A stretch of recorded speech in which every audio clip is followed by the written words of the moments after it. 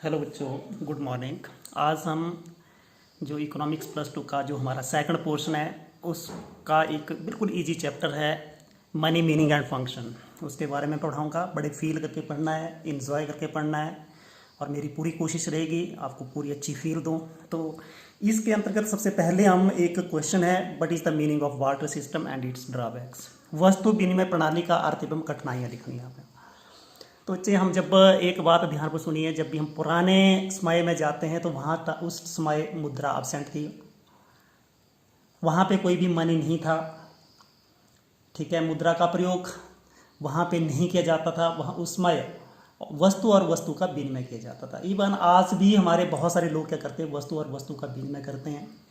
जैसे इसको क्वेश्चन को पढ़ाने से पहले मैं आपको फील दे रहा हूँ। फॉर एग्जाम्पल, जैसे देखा कि कोई लोहार का काम करता था, वो लोहे के औजार बनाता था, और एक किसान था, किसान क्या करता था, उसको जो अनाज देता था और वो बदले में उसको जो वो लोहे के औजार मिलते थे। ठीक है, किसान क्या करता था, मान लीजिए अनाज का उत्पादन करता था और एक मोची जूते बनाने का काम करता था। अब जो हमारा किसान था वो मोची को क्या देता था, अनाज, और मोची बदले में उसको क्या देता था, जूते देता था। ठीक है, तो इसी ढंग से हमारी क्या होता था, हमारी अर्थव्यवस्था के अंदर पुराने समय के अंदर जब भी मुद्रा एब्सेंट थी और उस समय वस्तु और वस्तु का विनिमय किया जाता था, that system that is called water system. उस सिस्टम को हम क्या बोलते थे, वाटर सिस्टम बोलते थे। और उस समय वस्तुओं या जो एक आदमी था या जो व्यक्ति थे या जो लोग थे, उनकी आवश्यकताएं बहुत कम थी। Their wants they are limited. इसलिए वस्तु विनिमय प्रणाली वो सक्सेस थी, वो सफल थी। लेकिन आज के समय में इट इज़ वेरी डिफ़िकल्ट। वस्तु विनिमय प्रणाली नहीं उसको जो है वो लागू की जा सकती अर्थव्यवस्था के, क्योंकि लोगों की डिमांड्स इतनी हैं, बहुत सारी वस्तु हैं और वस्तु का विनिमय करना बहुत कठिन है। इस क्वेश्चंस के बारे में आज हम पढ़ेंगे। फील करके पढ़ना है, आपको समझ बिल्कुल आएगी। जैसे ये क्वेश्चन एंड हो जाएगा आपको 100% फील मैं दूंगा। But is the meaning of water system and it's drawbacks. वस्तु विनिमय प्रणाली का अर्थ एवं कठिनाइयाँ लिखनी है। तो मैंने आपको पहले बता था, in the words of R.P. Kent, what is the direct exchange of goods for goods without use of money as the medium of exchange. अब ये जो R.P. Kent है, ये हमारे अर्थशास्त्री, इन्होंने इसकी जो डेफिनेशन दी है कि वस्तु विनिमय प्रणाली एक ऐसी प्रणाली है जिसमें वस्तु और वस्तु का विनिमय किया जाता है और उसमें जो मुद्रा है उसको विनिमय के माध्यम के रूप में यूज़ नहीं किया जाता, उसका प्रयोग नहीं किया जाता। आपको समझ आ गई होगी कि barter system is the direct exchange of goods for goods. अब वस्तु और वस्तु का विनिमय कर रहे हैं without use of money as the medium of exchange. इसमें मुद्रा को विनिमय के माध्यम के रूप में प्रयोग नहीं किया जाता है, उसको हम क्या बोलते हैं, वाटर सिस्टम, वस्तु विनिमय प्रणाली। जैसे आप यहाँ पे एग्जाम्पल, मैंने बहुत सारी एग्जाम्पल पहले भी बताए, बट मैं यहाँ पे भी एग्जांपल बताना चाहता हूँ कि एक फार्मर है, एज अ फार्मर। अब आप फार्मर हैं, आप क्या हैं, फार्मर हैं, and you have surplus stock of rice. अब आपको पता है फार्मर उसी स्टॉक को बेचता है जो सरप्लस होता है, जो अधिक के होता है, जो उसकी अपनी ज़रूरत से ज़्यादा होता है, उसी का वो व्यापार करता है और दूसरे को स्टॉक को नहीं बेचता है। You are to look for a person who needs your. अब आपको क्या होगी, अब यहाँ पे वस्तु विनिमय प्रणाली की बात कर रहे हैं, तो आपके पास as a farmers you have a surplus stock of rice. आपके पास चावल का भंडार है, चावल अधिक है, आपके पास चावल अधिक है, तो आपको ऐसे व्यक्ति की जरूरत होगी जिसको चावल की जरूरत होगी। And at the same time, और सेम टाइम में यू नीड, आपको क्लॉथ की जरूरत है। ठीक है, आपके पास चावल ज़्यादा है, what at the same time you need cloth. It means double coincidence of demand या वांट्स। तो इसको बोलते हैं आवश्यकता का दोहरा संयोग। मतलब आपके पास जो वस्तु है उसकी जरूरत दूसरे को, और दूसरी वस्तु जब दूसरे व्यक्ति के पास जो वस्तु है उसकी जरूरत आपको होनी चाहिए। That is called double coincidence of demand और wants. Your want for cloth must be coincide with somebody's want for rice. अब आपकी जो जरूरत है, योर वांट फॉर क्लॉथ, अब आपको जरूरत है क्लॉथ की, must coincide with somebody's want for rice. लेकिन आपके पास जो राइस है उसकी दूसरे व्यक्ति को जरूरत होनी चाहिए। You must have surplus of rice rice, आपके पास सरप्लस राइस होना चाहिए और दूसरे व्यक्ति को उस राइस की जरूरत होनी चाहिए, लेकिन दूसरे व्यक्ति के पास सरप्लस क्लॉथ होना चाहिए जिस क्लॉथ को उसने आपको देना है। अब आपको मैं एकदम से ये बताना चाहूँगा, as a farmers you have surplus stock of rice and you are look for a person who needs rice, at the same time you need cloth. It means double coincidence of demand. Your want for cloth must be coincide with other bodies want for rice, and you must have surplus rice and somebody must have surplus of cloth. अब आप किसान हैं, किसान होने के नाते आपके पास चावल अधिक है, चावल का अधिक है। अब आपको कपड़े की ज़रूरत है, तो आपको ऐसे व्यक्ति की तलाश होगी जिसको आपके चावल की ज़रूरत होगी लेकिन उसके पास देने के लिए कपड़ा होना चाहिए। This is called coincidence of wants. मतलब हम इसको बोल सकते हैं आवश्यकता का दोहरा संयोग। ठीक है, तो इसको ये आपका मैंने बता दिया कि what is the meaning of water system जो है।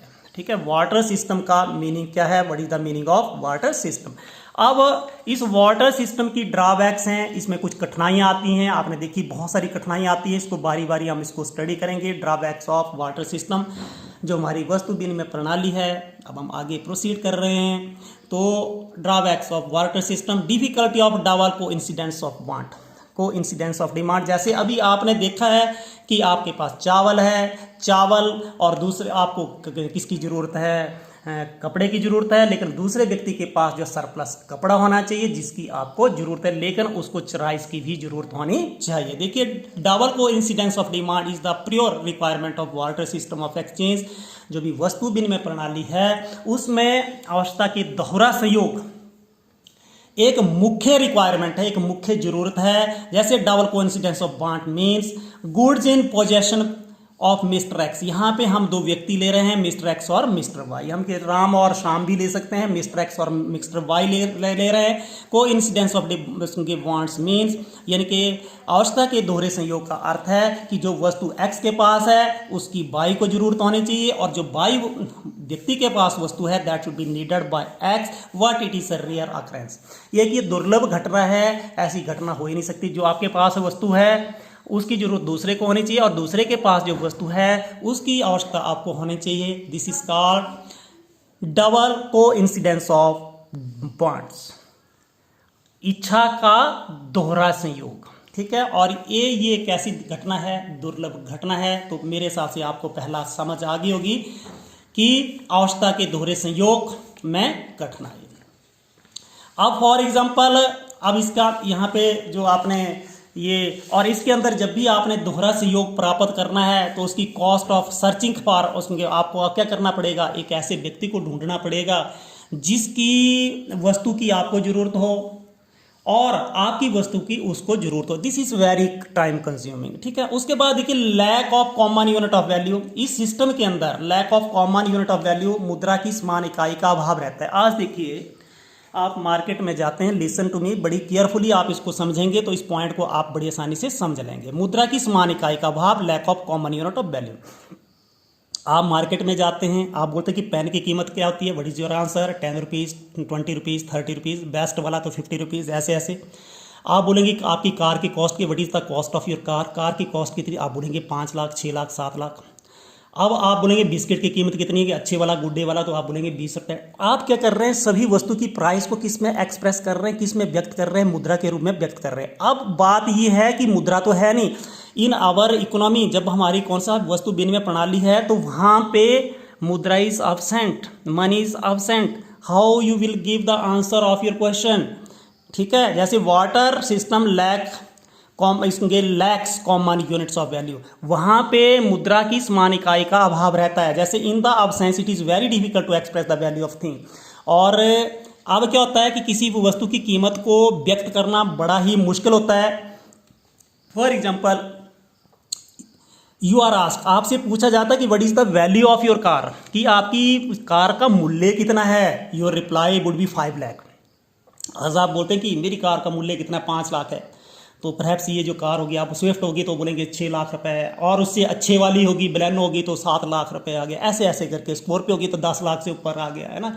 जो आपकी और भी बहुत सारी गाड़ियां हैं उनकी आप प्राइस को या आप किसी भी वस्तु की प्राइस को आप जो है इन टर्म ऑफ मनी दे सकते हैं। But can you reply this questions under barter system? अब आप कार की कीमत को आप वस्तु विनिमय प्रणाली में दे सकते हो, कैसे देंगे? हैंस अंडर बार्टर सिस्टम, जो भी हमारी वस्तु विनिमय प्रणाली है, value of your car will be expressed in term of so many houses. आप बोलेंगे कि मेरी कार की कीमत 4 घर हैं, 2 घर हैं, या इतनी गाय हैं, या इतनी बफेलोज हैं, because in water system money does not exist. ठीक है, वस्तु विनिमय प्रणाली के अंदर मनी तो एग्जिस्ट नहीं कर रहा है, तो you have to give the answers of your, इसको वैल्यू ऑफ योर कार हम बोल सकते हैं, price of your car in term of values, in term of cows, in term of houses etcetera etcetera. And it is very difficult, ये बहुत ही difficult है, आप इसका आंसर नहीं दे सकते। अब आप देखिए नेक्स्ट जो आपका फोर्थ है, lack of system for deferred payments. और डेफर्ड पेमेंट क्या होती है? जो स्थगित भुगतान होते हैं, जो जिनका भुगतान आज नहीं करते हो आप। लैक ऑफ डेफर्ड पेमेंट्स, जैसे आपने देखा कि एक मजदूर है, उसकी मजदूरी को आज आप नहीं देते हो। आप बैंक में पैसा जमा कराते हो, उसके ऊपर इंटरेस्ट मिलता है, वो एकदम तो नहीं मिलता, आपको भविष्य में जाके मिलता है। ठीक है, और भी बहुत सारी हमारी ऐसी पेमेंट्स होती है जिनको डेफर्ड पेमेंट्स बोलते हैं। ठीक है, आपका जैसे मजदूरी है, आप मजदूर लगाया 1 महीने के बाद देते हो, लेकिन इन टर्म ऑफ गुड्स कैसे देंगे? It is very difficult. आप जो है वो इन टर्म ऑफ मनी देना बिल्कुल आसान है। Lack of system for deferred payment. ठीक है, फ्यूचर पेमेंट, इसको कॉन्ट्रेक्चुअल पेमेंट्स भी बोलते हैं। Future payments are defer payments are those payments, ये ऐसे भुगतान होते हैं which are not made immediately, जिनका भुगतान आप एकदम नहीं करते हैं, but are made at some future time, और इसका भुगतान जो वो फ्यूचर में कुछ टाइम के बाद किया जाता है। फॉर एग्जाम्पल, जैसे आपने देखना है, for example contract regarding the payment of interest, जैसे ब्याज का भुगतान है, मजदूरी है, रेंट आपको पता है किसके ऊपर? जमीन के ऊपर रेंट मिलता है, are known as deferred payments. इनको स्थगित भुगतान बोलते हैं, डेफर्ड पेमेंट्स बोलते हैं, इनको डेफर्ड पेमेंट बोलते हैं। But would you do under barter system? अब वाटर सिस्टम के अंदर आप क्या करेंगे? अब एक कैसे करेंगे? Would you pay him in term of tables, chairs, rice, medicine, chocolates etcetera. अब आपको भुगतान किसकी उसमें करना पड़ेगा? टेबल के टर्म्स के अंदर, या in the form of table, chairs, rice, medicine, chocolates etcetera. And deferred payments would be very trouble समझ है, और ये तो आपके लिए बड़ा दुखदाई हो जाएगा कि कैसे उसकी पेमेंट्स करेंगे। जो भी आपने डेफर्ड पेमेंट्स होती है, स्थगित भुगतान है, जैसे मैंने आपको बहुत सारे एग्जांपल बताए, इंटरेस्ट है, वेजिस है, रेंट यानी कि ब्याज है, मजदूरी है और लगान है, इनको डेफर्ड पेमेंट्स बोलते हैं। और इसका भुगतान जो वस्तु विनिमय प्रणाली के अंदर बहुत मुश्किल है, लेकिन मुद्रा विनिमय प्रणाली के अंदर बड़े आसानी से हो जाता है। आप बैंकों में पैसा जमा कराते हैं, आपको ब्याज मिलता है, आप मजदूर लगाते हैं, महीने बाद उसको मजदूरी देते हैं इन टर्म ऑफ मनी। तो वाटर सिस्टम के अंदर it is very difficult. Difficulty of store of wealth और वैल्यू। आज आपने लिसन करना है, आज आप क्या करते हो? जैसे आपने मनी को स्टोर करते हो, कैसे करते हैं? आप एक घर में जा करके एक कहीं पे भी आपके पास लॉकर्स है, वहाँ पे बहुत सारे पैसे को आप स्टोर कर सकते हो, बैंकों में पैसा स्टोर कर सकते हो। व्हाट इन टर्म ऑफ, जब आप मान लीजिए मुद्रा नहीं है तो you have to store the money in term of goods, तो वेरी डिफिकल्ट है। तो ठीक है, difficulty of store of wealth and value. ठीक है, under barter system wealth would be stored. अब आपने जो भी आपके पास जो आप बोल सकते हैं, जो वेल्थ है आपके पास, जो संपदा है, जो भी आपके पास जो भी मूल्य है, उसको आप किसके रूप में स्टोर करेंगे? इन term of, in the form of goods and animals, वस्तु और किसके फॉर्म में आप उसको स्टोर करेंगे? एनिमल की फॉर्म में, जानवरों की फॉर्म में। But it is difficult to following reason. आप बहुत सारे रीजंस दिए, मैंने 3-4 रीजन दिए कि आप गुड्स और एनिमल को स्टोर नहीं कर सकते। कैसे? सम गुड्स लाइक, जैसे आपने देखा फूड्स, ग्रेन्स हैं, वेजिटेबल्स, ये कुछ समय के बाद खराब हो जाती, दीज आर परिशेबल।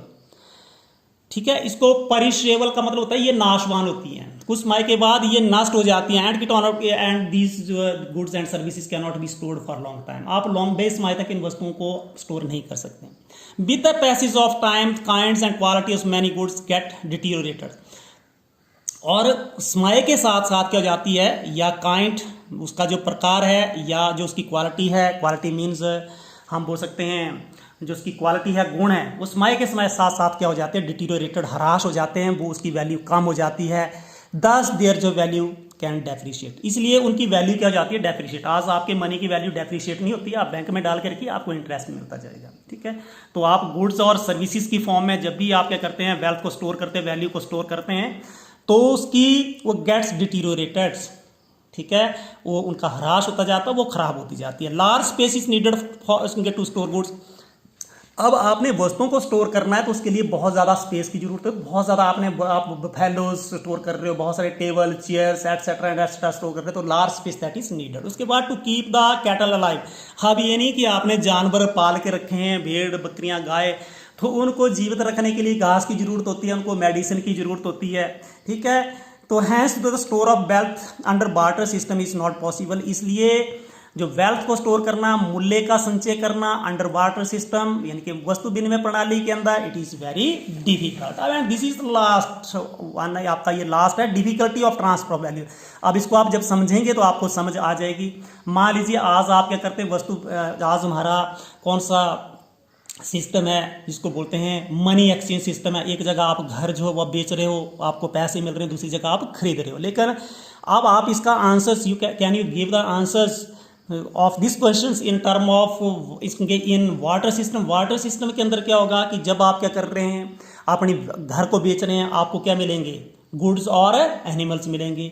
अब आप गुड्स और एनिमल्स को, मान लीजिए मैं यहाँ पे अपना घर जो डलहौजी में बेच रहा हूँ, and I want to buy a house, new house at want to purchase land and build the house in Delhi. It is possible to carry, it is possible to transfer the cattle and goods to Delhi? Not, it is very difficult. Difficult of transfer of value. So यहाँ पे लिखा है in water system transfer of value of goods from one place to another is very difficult. अब आपने लिखा कि barter system के अंदर जो गुड्स को एक स्थान से दूसरे स्थान तक ले जाना बहुत डिफिकल्ट होता है। सपोज एक पर्सन क्या करता है, sells his house and wants to settle at another place. एक व्यक्ति क्या करता है, एक स्थान पर अपना घर बेचता है, दूसरे स्थान पर वो जो है वो सेटल होना चाहता है। He will get goods and animals, उसको गुड्स और एनिमल मिलेंगे अंडर बार्टर सिस्टम जो है। It is very difficult to transport goods and animal from one place to another. तो एक प्लेस से गुड्स और सर्विस, गुड्स और एनिमल को वहाँ पे ले जाना बड़ा ही टफ होगा। अब रीजन ये देखिए, बहुत सारे हमारे एनिमल्स तो रास्ते में मर जाएंगे, ठीक है। और आपकी जो ट्रांसपोर्टेशन कॉस्ट है, उनको ट्रांसपोर्ट करने के लिए, उनको एक स्थान से दूसरे स्थान तक ले जाने का जो खर्चा आएगा, and it is very expensive. Expensive क्या है, to transport the goods and animal from one place to the another. Hence it is not possible to transfer the value. इसलिए ट्रांसफर द वैल्यूज जो है, आपने वैल्यू को transfer करना है, मूल्य को ट्रांसफर करना है, मूल्य का हस्तांतरण करना है, उसके अंदर भी you can face the difficulty. These are the drawbacks. ये सारी की सारी हमारी क्या है, कठिनाइयां हैं। कौन सी कठिनाइयां, किसके अंदर, वाटर सिस्टम के अंदर। परहैप्स मेरे हिसाब से मुझे ये लग रहा है कि आपको ये पूरा क्वेश्चन समझ आ गया होगा। क्वेश्चन क्या था कि what is water system and what are the drawbacks of water system. Water system की ड्रॉबैक्स क्या क्या हैं, आपको फील आई होगी, आपको मजा आया होगा। तो देन लाइक तो बनता है, लाइक शेयर एंड सब्सक्राइब।